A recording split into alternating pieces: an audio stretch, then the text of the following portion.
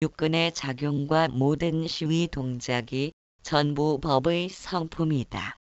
만약 상근기 중생이라면 문득 선지식의 가르침을 받고서 말끝에 알아차려서 다시는 계급과 지위를 거치지 않고 문득 본성을 깨닫는 것이다. 그러므로 경에 말하기를 범부에게는 반복심 엎치락 뒤치락 하는 마음이 있으나 성문에게는 없다고 한 것이다. 미혹에 대응하여 깨달음을 말하니 본래 미혹이 없다면 깨달음 또한 있을 수가 없다. 일체 중생은 처음부터 법성삼매를 벗어난 적이 없이 늘 법성삼매 속에서 옷 입고 밥 먹고 말하고 응대하고 있다. 그러므로 육근의 작용과 모든 시위 동작이 전부 법성이다.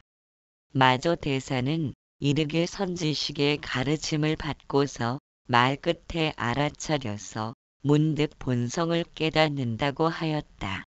중국의 선사들이 나타나면서 공안과 화두 등의 방편이 유행처럼 번지기 시작했다. 물론 그와 같은 것들이 언하되오라 하고 뭘로 깨닫는다고 하지만 당시에는 상하가 분명하여 스승에 대한 예의를 차렸기 때문에 가능했을 것이라고 여긴다. 도를 닦겠다는 일념으로 몇 달씩 걸어가며 스승을 칭견하였는데 죽이 되든 밥이 되든 학인을 그냥 보낼 수는 없었을 것이다. 스승과 학인 사이에 간절한 일념들이 불붙다 보니 스승은 몽둥이질을 해서라도 학인을 바로 세워야 했을 것이다. 조주 선사나 약산 선사 등의 어록을 대하면 도를 묻는 학인들이 전혀 알아들을 수 없는 선문답이 오가곤 한다. 그래서 선가에서는 부처님의 말씀은 활과 같고 조사의 말씀은 곧은 활줄과 같다고 하였다. 곧장 마음자리를 가리키는 때문일 것이다.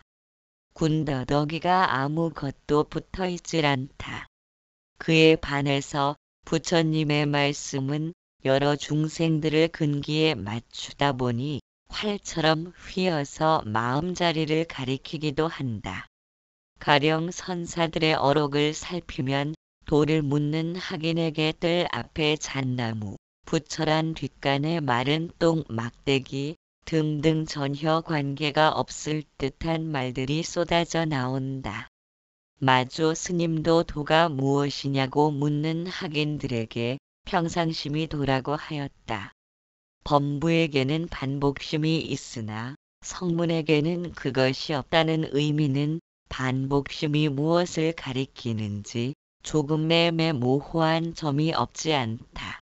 그러나 뒤의 구절을 살피면 미혹에 대응하여 깨달음을 말하니 본래 미혹이 없다면 깨달음 또한 있을 수가 없다고 하였다. 즉 병 걸린 사람이 약을 찾듯이 미혹한 때문에 깨달음이 필요한 것이라는 의미이다. 범부는 자신의 견해로 인하여 엎치락 뒤치락 하느라고 자신이 병에 걸린 줄도 모르지만 성문은 불법을 배우고 들으면서 마음을 깨우쳐가는 까닭에 자신의 미혹함을 알고 있다는 의미로 받아들여야 할 것 같다. 마저 대사는 이르길 말끝에 알아차려서 계급과 지위를 거치지 않고 문득 본성을 깨닫는 것이라고 하였다. 그런데 성문에게는 미혹함을 부수려는 병에 걸렸기 때문에 미혹이란 본래 없는 것을 알지 못하므로 법이란 약을 필요로 한다는 것이다.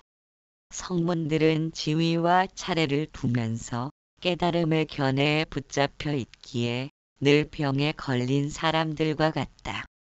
병에 걸려야 약이 필요하지만 병이 없다면 약은 필요치 않다. 성문이 약을 필요로 하기 때문에 자신의 병이 낫지 않는다는 사실을 일깨우기 위한 말씀인 듯하다. 마주어록의 다른 해석을 살펴보았는데 거기에서는 반복심을 본의 마음으로 표현하고 있다. 보은의 마음이라면 은혜를 갚으려는 마음이 범부에게는 있지만 성문들에게는 없다는 의미를 전하고 있다. 의미야 어쨌거나 마조 스님은 성문들에 대하여 평가를 낮추고 있는 것은 그들이 언어 문자에 붙들린 탓이기도 하다. 머리로만 이해하려고 하기에 아르마리로 다가서는 진리의 길에서는 헤맬 수밖에 없다. 자신의 병을 치료하기 위해 약을 고집하는 것은 마치 꿈속에서 깨어나려고 버둥거림과 같다. 그러나 꿈인 줄 알면 버둥거림이란 허망하고 부질없는 일일 뿐이다. 오히려 그로 인해 꿈을 실제로서 받아들이는 까닭에 꿈속을 전전하는 것이다. 진리란 변해감이 없어야 한다. 만일 진리가 언어나 생각으로 닿을 수 있다면 물들일 수 있으므로 변해간다는 말과 같다. 그것은 진리가 되지 못한다. 그렇기에 언어 문자로는 닿을 수 없는 자리이며 아무리 생각으로 헤아려 본들 알 길이 없어야 진리이기도 하다. 알려고 하는 그것이 문제이다. 그것을 내려놓지 못하면 죽을 만치 땅에서 빨리 달린다 해도 하늘을 날지 못함과 같다. 전혀 다른 차원에서 존재한다는 것을 알아차리지 못한 까닭이다. 그래서 선문답에는 생멸심으로 접근하려는 마음을 부수고 있다. 빠른 걸음으로 하늘을 날고 싶은 사람들에게 해줄 수 있는 일이란 빨리 걸을 필요가 없으며 그렇다고 늦게 걸음도 필요치 않음을 말해주어야 한다. 지금 이 순간으로 초점을 맞춰야 한다. 선사를 찾아서 묻는 학인들의 마음속에는 오로지 깨달음에 대한 일념이 타오를 것이다. 그것이 장애가 되고 있음을 알아야 하는데 자기 딴에는 삶 전체가 희생당했다고 생각하므로 도저히 물러설 용기가 나질 않는다. 백척간도에서 진일보하라는 말이 여기에서 필요한 말이 아닐까 한다. 도저히 끊어버릴 수 없는 그것을 잘라내야 하기 때문이다. 우리가 깨달음을 구하며 달려온 것은 마음이 미혹에 빠진 탓이다. 중생들의 근기가 존재한다는 것은 한 생만을 살아온 것이 아니기에 그럴 것이다. 만일 무수한 생을 살고 죽고 또 살고 죽으면서 근기가 생겼다면 삶과 죽음이란 것이 마치 밤에 잠들었다. 아침에 깨고 또 잠들었다 깨어나기를 반복하는 것과 같을 것이다. 잠들고 깨어나는 것이 일상적으로 생각된다면 삶과 죽음은 아무런 문제를 일으키지 않는다. 예로부터 존재하는 것이 지금도 변함없이 존재하기에 삶과 죽음이 반복해서 일어난 것이다. 그 자리는 언어가 닿을 수 없다. 언어 이전의 소식인 까닭이다. 언어가 닿을 수 없다는 것은 생각의 모양을 지을 수도 없다. 언어적 개념이 들어서지 못하기 때문이다. 문제가 생겨나는 것은 새로 태어나면 과거 생을 전혀 알아차리지 못하기에 깨달음의 직연을 구하는 것이다. 그러나 그 자리에는 어떠한 직연도 개입될 수 없다. 변함없이 늘 그대로인 까닭이다. 그런데 우리는 과거 생의 기억이 나질 않으므로 늘 그대로인 존재로 인하여 생사를 반복하면서도 늘 그대로의 존재를 알지 못하고 있다. 그렇기에 삶을 좋다 하고 죽음을 싫다면서 이것과 저것의 양변을 세우고 취사선택의 의도를 행하고 있다. 번뇌를 벗어나기 위해 열반을 찾는 것도 본래 끊어짐 없는 성품의 존재임을 미혹하여 깨달음의 견해를 구하는 것이다. 삶과 죽음이 일어나는 것은 인과의 법칙이 존재하기 때문일 것이다.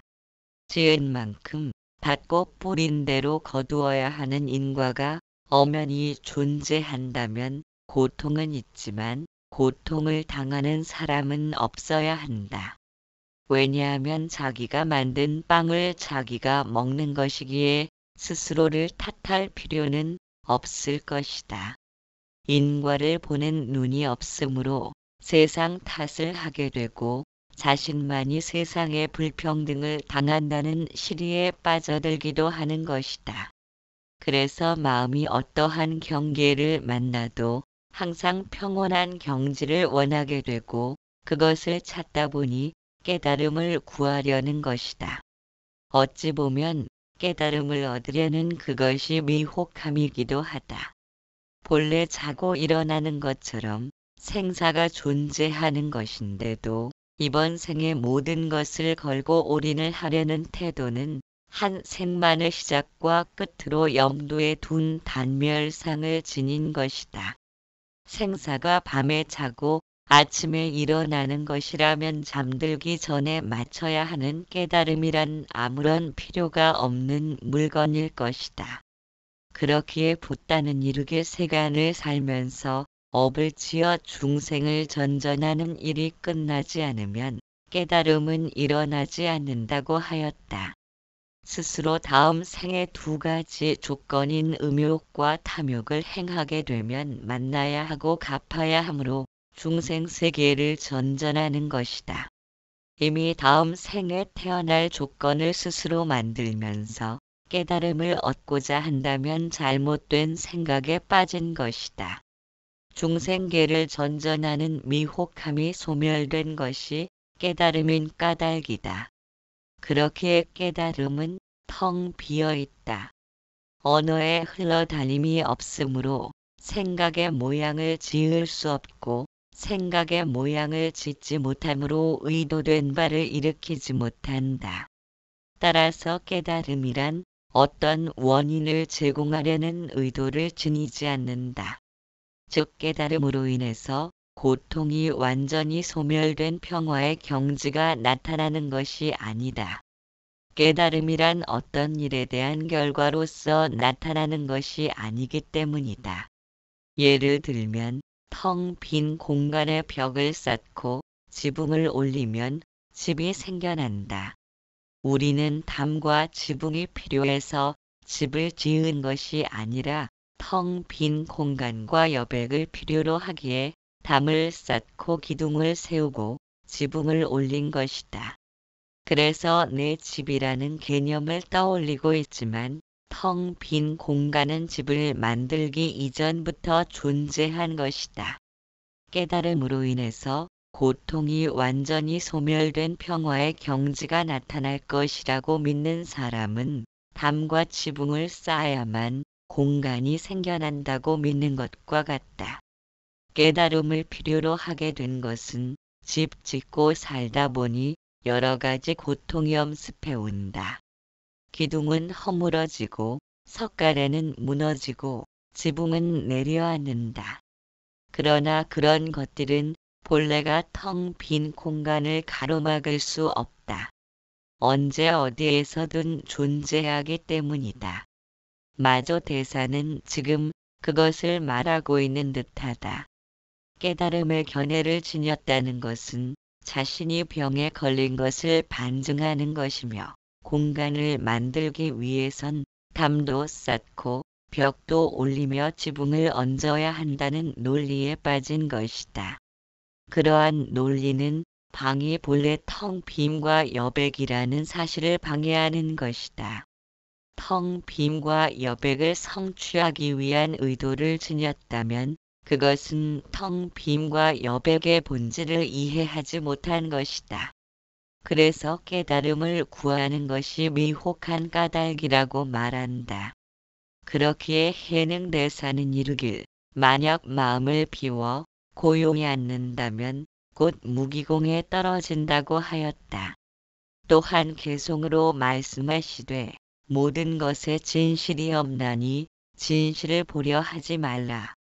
만약 능히 자신에게 진실이 있다면 거짓을 떠남이 곧 마음의 진실이다. 자기 마음에 거짓을 여의지 않아 진실이 없거늘 어느 곳에 진실이 있으랴. 마음은 훈습되는 습성을 지니고 있다. 모든 것이 마음을 통해 일어난다. 비록 깨달음을 구하는 것이 미혹함이라고 하지만 생판 그것과는 관심이 없는 사람들이라면 말끝에 단박 마음이 열릴 수는 없다. 마음이 훈습되지 못한 탓이다.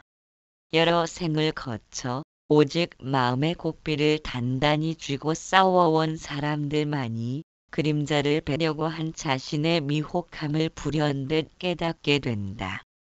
마음의 고삐를 쥔다는 것은 눈과 귀를 단속한다는 것이다.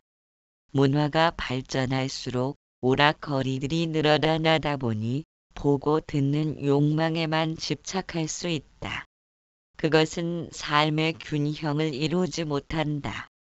조용히 마음을 정적에 들도록 집중력을 통해 산만한 마음을 가라앉혀야 한다. 오직 이번 생에 모든 것을 해결하고픈 단멸상을 지니게 된 것은 시간 개념이 마음에 자리 잡은 탓이다. 시간의 개념과 언어는 서로 떨어질 수 없는 관계로 존재한다. 언어를 통한 관념이 들어서면 그것을 취하고 싶다는 욕망을 불러온다.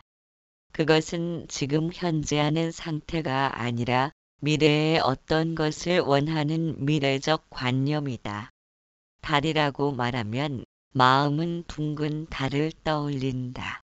그러면서 달 구경을 해야겠다는 의도가 자연스럽게 나타난다.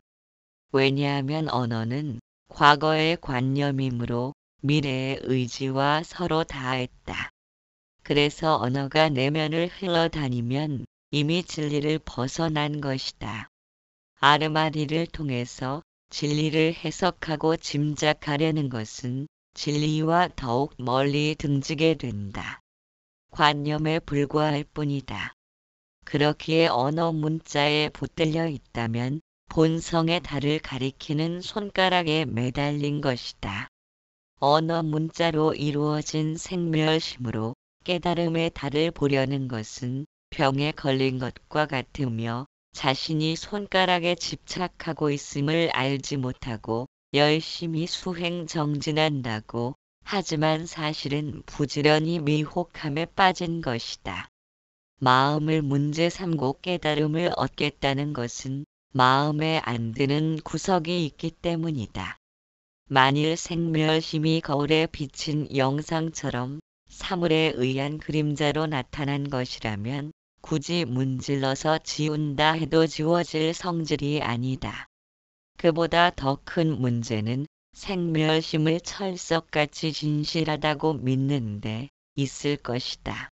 생겨나고 멸하는 마음의 작용을 내 마음으로 안다면 마음의 본체는 전혀 알아차리지 못하고 있다는 의미이다. 그런 원인은 육신과 세상에 대한 집착으로 기인한 것이다. 구름만 보면서 허공을 보지 못하고 나무만 보면서 숲은 바라보지 못한다. 육신과 세상에 대해 진실함이 나타나면 자연히 생멸심은 무게가 깊어질 수밖에 없다. 나와 내 것에 대한 집착을 일으켜야 하기 때문이다. 마조 대사는 이르길 일체 중생은 처음부터 법성삼매를 벗어난 적이 없이 늘 법성삼매 속에서 옷 입고 밥 먹고 말하고 응대하고 있다. 그러므로 육근의 작용과 모든 시위 동작이 전부 법성이다. 라고 하였다. 법성삼매란 진리의 현현이다. 물속에 사는 물고기는 물을 떠난 적이 없다. 물고기에게는 물이 진리의 현현이며 법성삼매에 해당할 것이다. 무엇을 하든 물에서 이루어지기 때문이다. 물고기의 생사조차도 물에서 행하고 있다. 마찬가지로 우리에게 진리의 현현이란 허공이다. 무엇을 하든 허공을 벗어나지 못한다. 그런데도 진리를 찾아 나서고 있다. 처음부터 끝까지 허공의 본성을 간직하고 있으면서도 무언가를 손에 쥐어야 안심할 수 있다.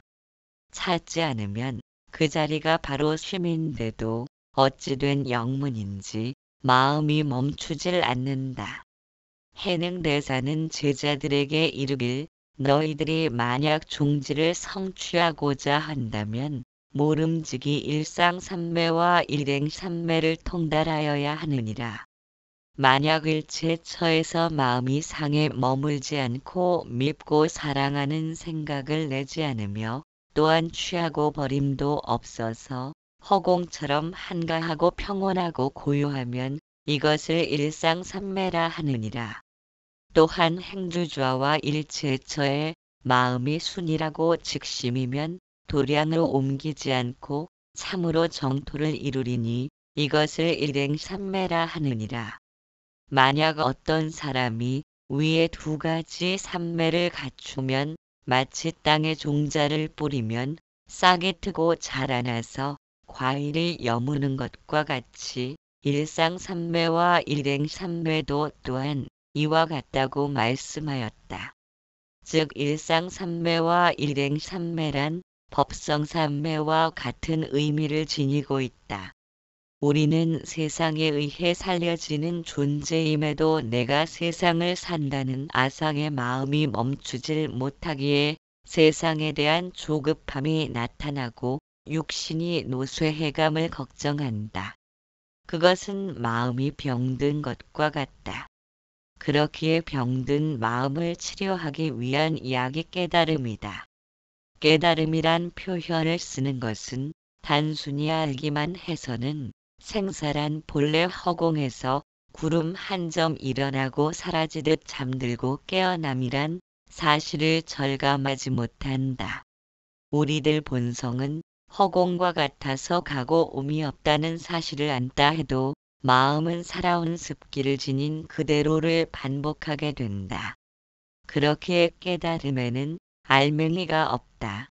만일 깨달음에 알맹이가 있다면 깨달으면 그 즉시 허공과 같은 본성을 성취해야 한다. 그 말은 곧 깨달음이 본성으로 끌어당기며 깨닫지 못하면 본성으로부터 밀어낸다는 것이다. 그러나 깨닫든 깨닫지 못하든 간의 본성은 언제 어느 때건 간에 변함없이 항상하는 것이다. 그렇기에 본성의 자리에는 깨달음도 없고 깨닫지 못함도 달라붙을 수 없으므로 알맹이가 없다. 해능대사는 제자들에게 이르길 소행하여 부처를 찾고자 마음을 일으킴은 모두가 어리석은 사람이다. 너희들은 부디 삼가 고요를 관하거나 그 마음을 비우려고 하지 말라. 이 마음은 본래로 청정하여 가히 취하거나 버릴 수 있는 것이 아니니 각각 스스로 노력하여 인연 따라 잘 지내거라 하면서 열반에 들었다. 생사가 일어나는 그 자리는 항상 변함없는 존재이기에 생사를 일으킬 수 있다. 만일 그 자리까지 생멸하면서 변해간다면 생할 때에는 생사를 일으킨다 해도 멸한 때에는 무엇으로 생사를 일으킬 수 있을 것인가? 그렇기에 늘 그대로인 그 자리가 우리 본래 모습인데도 언어의 흘러다님을 쫓아다니면서 망각하고 있다. 그런 까닭에 과거를 인식하고 이것과 저것을 비교하면서 취사선택의 의도를 행함으로 어긋난 것이다. 늘 그대로인 자리에는 깨달음조차 달라붙을 수 없다.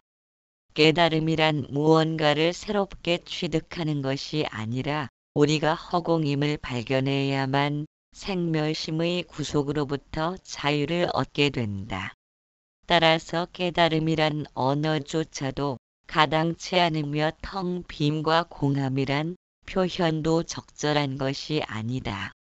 생멸심이란 기억되고 입력시켜 놓은 이미지들이 보고 들음을 통해 좋고 나쁨을 비교하면서 의도된 바를 지닌 움직임이다.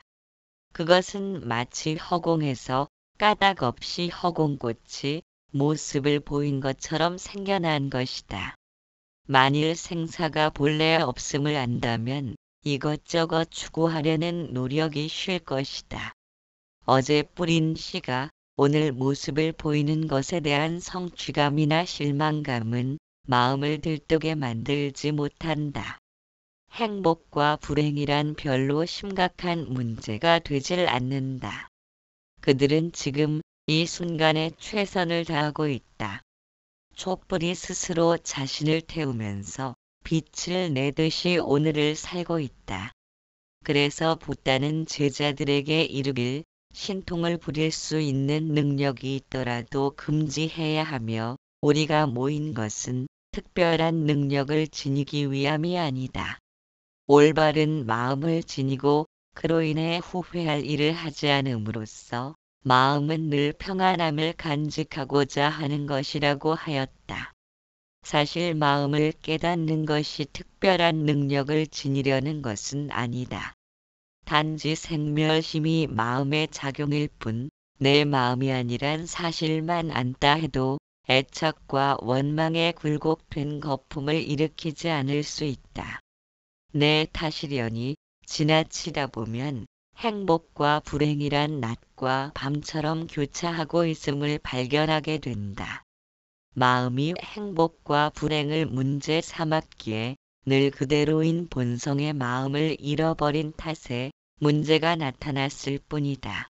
이처럼 마음의 작용에 대하여 무게를 두지 않는다는 것은 어제나 내일은 단순히 허구상으로만 존재하는 시간 개념에 불과한 탓이리라. 자고 깨어남이 반복되고 있음을 보았기 때문이다. 어떤 사람을 만나 과거에 불편했던 이미지들이 떠오른다 해도 그보다는 지금 새로운 모습에 관심을 지닐 것이다. 이와 같이 초점이 지금 현재로 맞추어진 사람들은 자고 깨어남도 필요치 않다. 오직 지금 이 순간을 살아가기 때문이다. 모든 고통의 원인이 되는 불필요한 언어에 흘러다님을 놓아버릴 것이다. 그것이 평상심이다. 6. 한순간 돌이켜 비추어 보면 모두 성인의 마음이다. 근원으로 돌아갈 줄 모르고 이름을 따르고 모습을 쫓으면 미혹한 생각이 망령되이 일어나 여러 가지 업을 짓게 되지만 만약 한순간 돌이켜 비추어 볼 반조수 있다면 모두가 성인의 마음이다.